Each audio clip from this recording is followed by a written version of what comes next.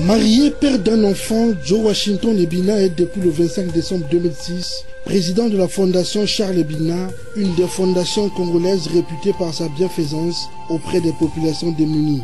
Élégant et éloquent, Washington Ebina devient une célébrité sur la place de Brazzaville tant par la multiplication de ses actions humanitaires de sa fondation que par sa gentillesse envers autrui. Président directeur général de Congo Construction, une entreprise de bâtiments et forages créée en 2003, Joe Washington Ebina est diplômé de l'université de Cape Town d'Afrique du Sud en business management. Soucieux de son avenir professionnel, le PDG de Congo Construction s'est envolé pour l'Amérique où il s'inscriva à l'université de Columbia aux États-Unis, inscription qui lui a permis d'approfondir ses connaissances en business management.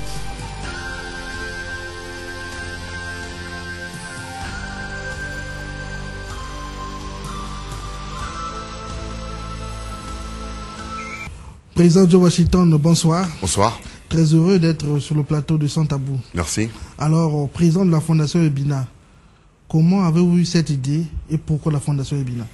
La Fondation Ebina est partie des actions que menait notre père, Charles Ebina, dans son temps. Il avait, dans son entreprise, créé une assistance sociale envers les démunis, envers les handicapés, envers les personnes qui n'avaient pas tout de suite accès à l'emploi.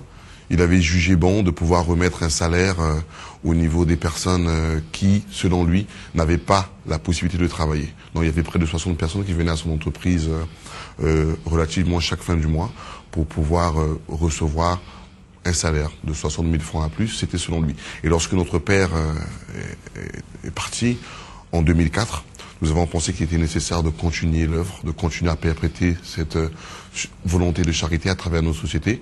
D'où l'idée de créer la Fondation Ebina.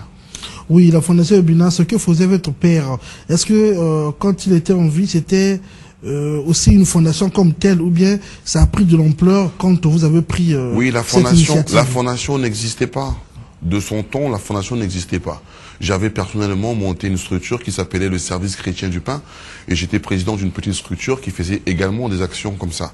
Mais lorsque notre père est parti, nous avons pensé qu'il était important de créer une organisation qui représenterait la fondation, qui serait par le biais de la fondation, afin de mener d'autres actions. Donc de son vivant, la fondation n'existait pas. Oui, Président Joe, vous venez souvent au secours à beaucoup de personnes démunies afin de les ramener, sinon de porter aide par votre fondation. Alors, nous voulons savoir qu'est-ce que vous tirez comme profit quand vous voulez au secours à ces personnes démunies. Je crois simplement qu'en tant que Congolais, comme nous le sommes tous, il y a une responsabilité de chaque citoyen de pouvoir apporter de l'aide envers d'autres qui vivent dans la précarité. Et la seule satisfaction, c'est simplement de trouver des solutions. C'est de voir un sourire qui n'était pas, de voir simplement que certains citoyens aujourd'hui essayent, par le biais de la Fondation, de trouver quelques situations, quelques solutions, quelques médicaments, par exemple, des cas simples, distribution d'eau potable, donc nous allégeons un petit peu la souffrance des populations. Donc c'est cette satisfaction que nous recevons, hein. C'est une bénédiction d'apporter assistance envers d'autres personnes. Ce n'est rien d'autre. Oui, bénédiction, oui, mais quels sont les critères? Parce que nous voyons souvent intervenir à plusieurs cas, mais quels sont les critères que la Fondation a pour que vous interveniez à ce genre de cas? Vous savez, la pauvreté n'a pas de critères, la misère n'a pas de critères. C'est la réalité du vécu des Congolais qui est bien pénible. Donc nous regardons, nous analysons, nous recevons des demandes au quotidien, mais dans les médias, comme dans vos médias et dans d'autres médias, tous les jours vous décriez le mal-être au Congo. Voilà pourquoi la Fondation justement agit par rapport à cela. Ce n'est pas des critères qui sont sélectionnés d'une certaine manière, non, c'est les gens dans les hôpitaux qui n'ont pas d'aide.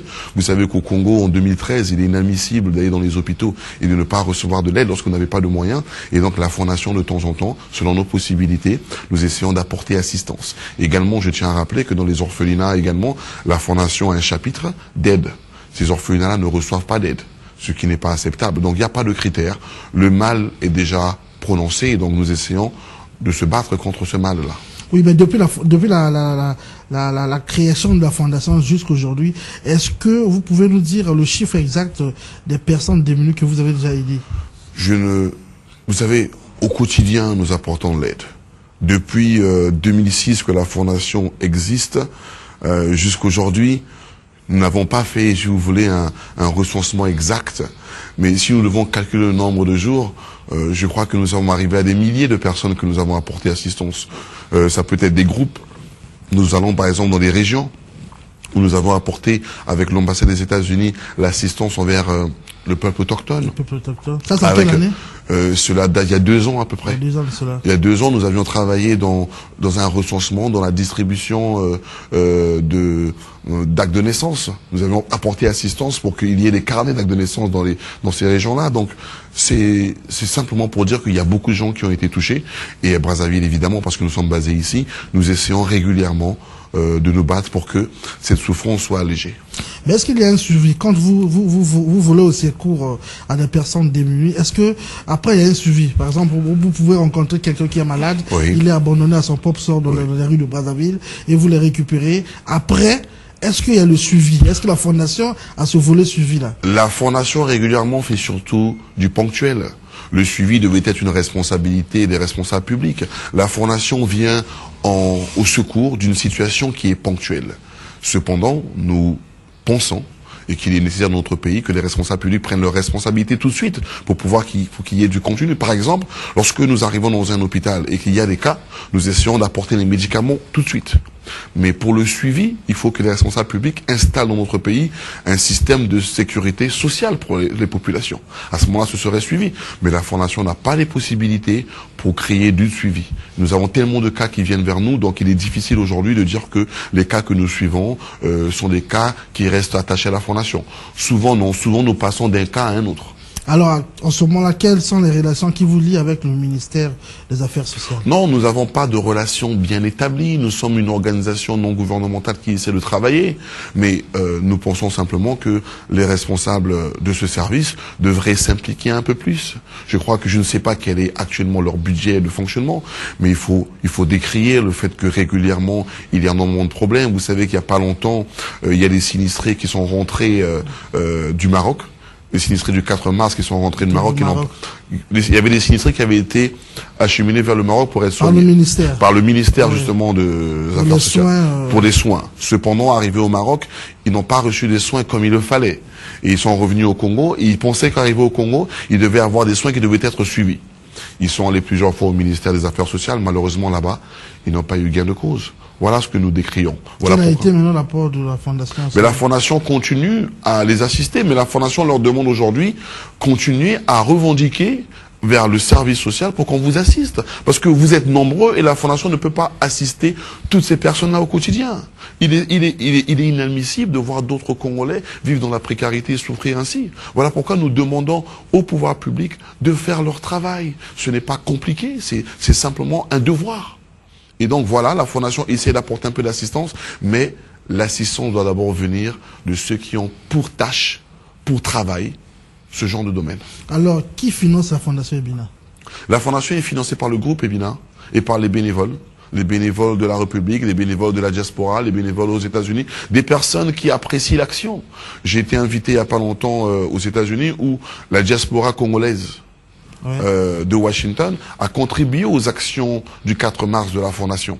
Donc voilà, il n'y a pas très longtemps non plus, une dame qui a une organisation aux États-Unis nous a apporté une contribution aux actions de la Fondation. Donc ce n'est pas seulement le groupe Ebina, c'est des personnes de bonne volonté qui considèrent que la Fondation a une vision de partage, a une vision d'amour. Justement sur ce dont que vous parlez de la diaspora congolaise de Washington, oui. Nous avons vu ça sur les médias. Oui. Alors, quelle a été la gestion concrètement de ce fonds-là? C'était un don qui n'était pas énorme. C'était un don qui avait surtout pour objet de continuer l'assistance aux